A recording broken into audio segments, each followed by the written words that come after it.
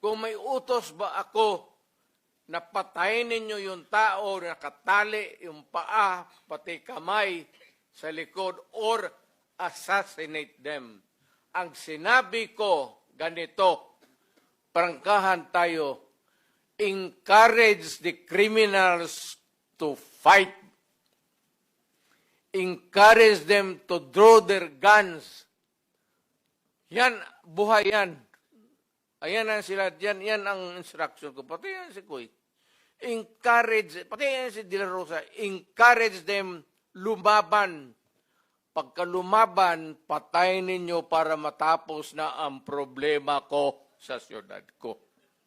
Ito na nga at umattend na sa Senate hearing si PRRD para linawin ang mga akusasyon tungkol sa war on drug, at inulit niya sa mga senador ang kanyang utos sa mga polis noon na kapag lumaban ang suspect barilin mo sa ulo, at binigyan diin ni PRRD na willing siyang makulong, wag lang ang mga pulis na sumunod sa kanyang order. Once and for all, malaman natin ang totoo.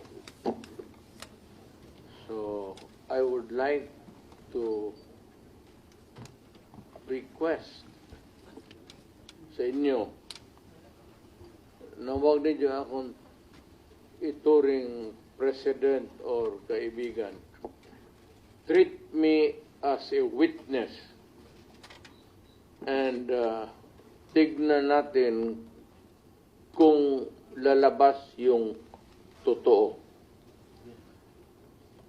So, with your permission, at maraming salamat po sa inyong lahat for inviting me. I'd like to start my Monday as President of the Republic was to protect the country and the Filipino people.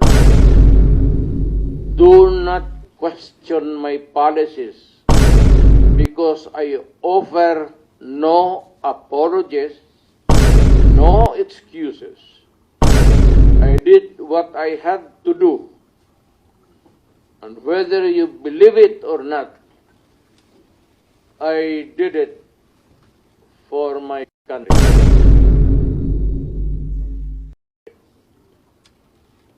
The war on illegal drugs is not about killing people. It is about protecting the innocent and the defenseless. The war on drugs is about the eradication of illegal substances such as shabu, cocaine, heroin, marijuana, party drugs, and the like, as a menace which ruins people, families, communities, and relationships, and tears apart the social fabric which binds society together in peace, harmony, and brotherhood. It is not unlike slogans which serve as calls for a better future, such as the war on waste, war on corruption, and war against climate change. I have always viewed people addicted to illegal drugs as victims and patients requiring medical help and not as criminals. That is why when the war on drugs slogan came into being, coined as first as a message to the people of Davao City to stay away from illegal drugs, but at the same time, I had a drug rehabilitation facility constructed in Davao City, a city government expense, manned by Davao City government doctors, psychiatrists, nurses, and health workers, among others, to look after the complete rehabilitation of those addicted to illegal drugs. I believe then,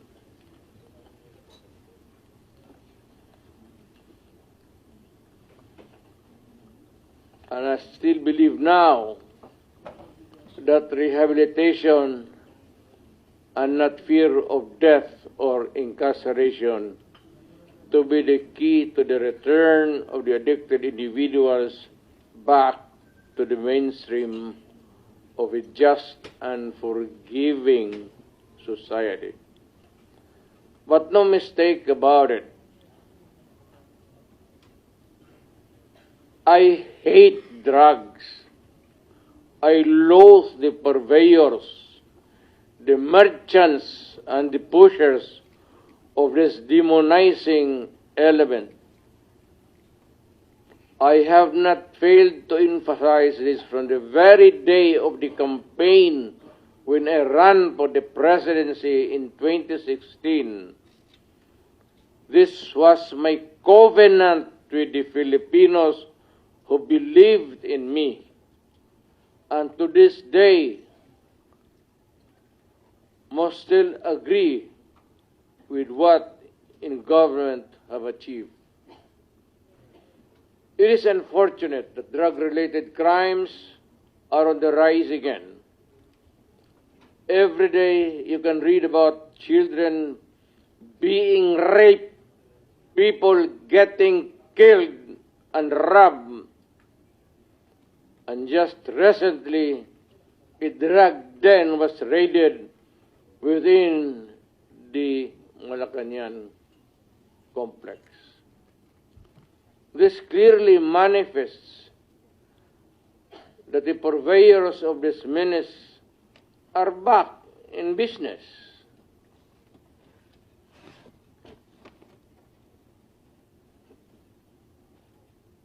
Ano? Gawain natin. The Filipinos are anxious and distressed. Self-preservation is still the first law of nature. It is instinct. It is recognized in our laws as self-defense. That is why I have always told the police authorities and operatives to be mindful of this basic law of nature. However, I tell them not to abuse their authority and power, and hindi ko talaga pinayagan yung abuso ng pulis o sundalo kailanman sa buong buhay ko, and as mayor for so many years and as president, in the guise of protecting themselves. But when your very life is placed at risk, and it can be snuffed out in a matter of seconds, then and only then must you act accordingly. Repel the aggression only in self-defense. Alam mo, matagal ako nagturo sa aming bayan sa Police Academy. When I was a prosecutor, to augment my income, noon na bago akong kasal, nagturo ako sa police. Ang sinabi ko talaga sa kanila, when you are arresting a criminal, you are not supposed to request him to surrender.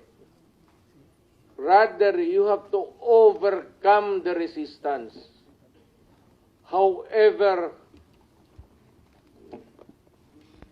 pag ayaw, it's the duty of the police is to overcome the resistance kung ayaw mag-surrender.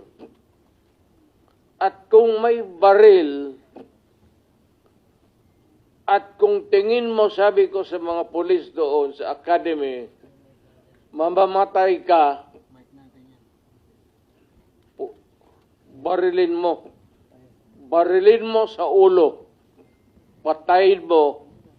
at least one less criminal in the community. Yun ang utos ko when I was a fiscal and I was a professor doon sa Police Academy. Yun ang turo ko sa kanila. No quarters given, no quarters asked. Criminal ito.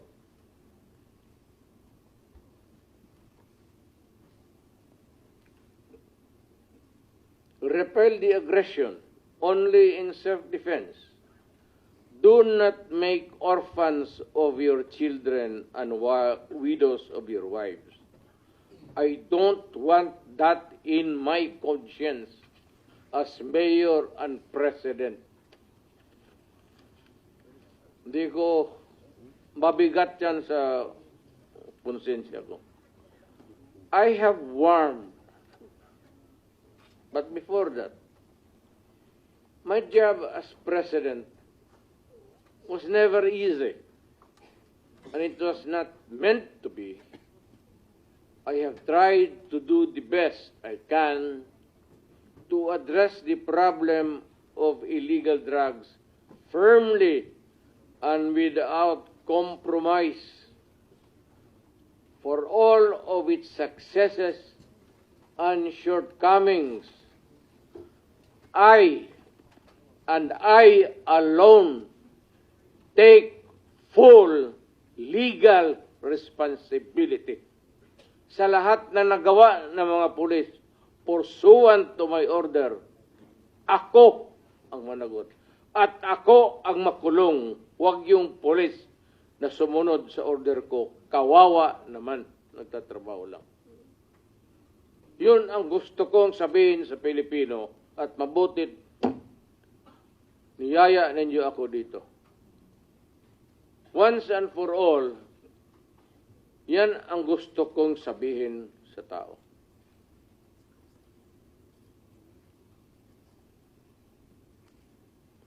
I have warned all of you as your president